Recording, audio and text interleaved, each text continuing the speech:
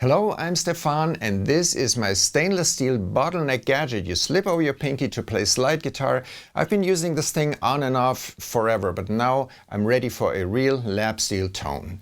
Now before I spend a ton of money on a beautiful instrument, I want to see how far a basic instrument can take me. If you're also thinking of getting into lap steel playing, perhaps you've come across the two instruments that I brought today from Epiphone and Recording King. These are both entry-level instruments, and for some reason I couldn't find a comparison video for the two, so I thought, well, why don't I make one? Let's get started.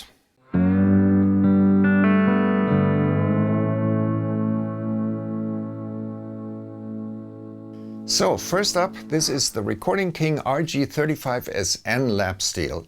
It is just under 200 euro or about 170 US as of the date of this video. The box also contains a 1/4-inch cable, which I would only consider as a spare.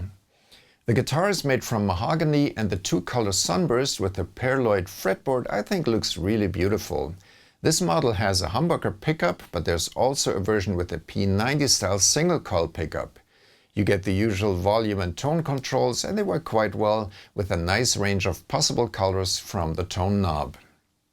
The bridge is stainless steel, but the nut is made from simple plastic.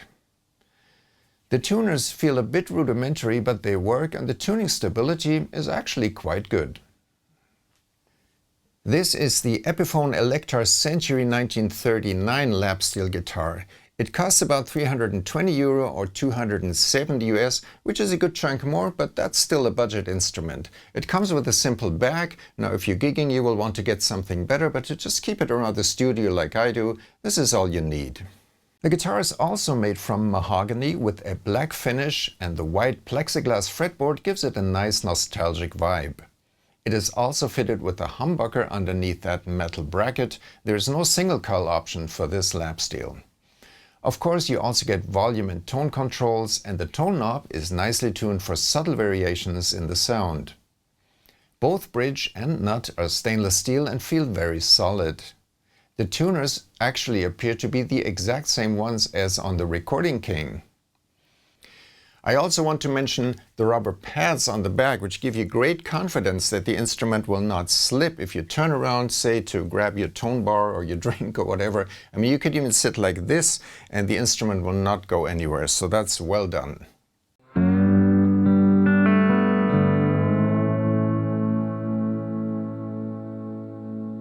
The Recording King definitely gives you the price advantage. It's actually crazy cheap, but there are quite a few reports with problems out of the box. On this particular one, the output jack is wobbling.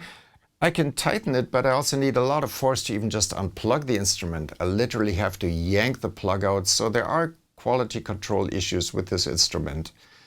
The scale length is about 1 inch longer, which should help with the intonation, but I also found I need to put my tone bar always just a wee bit to the left of the actual fret marker, which is odd, so I wonder if perhaps the bridge isn't positioned 100% correctly.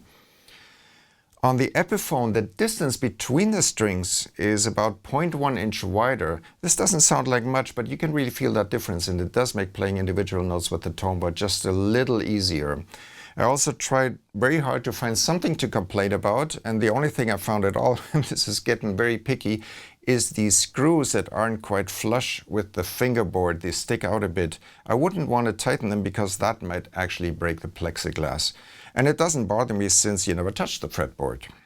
Now in direct comparison with the same amp settings, the Epiphone sounds a little brighter and more pure perhaps, but the Recording King has more bottom end and quite a meaty sound actually, which is great, but this could also be a function of the slightly heavier string gauge, so you take your pick.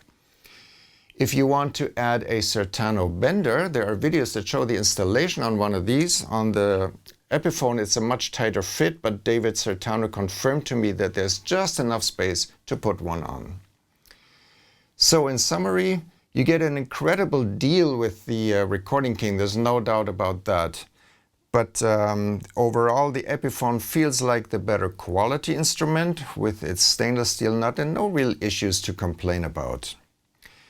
Before I play you the sound demo, note that both are out-of-the-box factory string sets. In fact, I don't even know what strings are on here. I just tuned both of them to open D, but obviously a new set of identical strings would be great for both guitars. And remember, I never played lap steel guitar my entire life. I'm just drawing from my guitar background as I slowly dabble in this wonderful new world of lap steel playing. Please be gentle, and thanks for watching.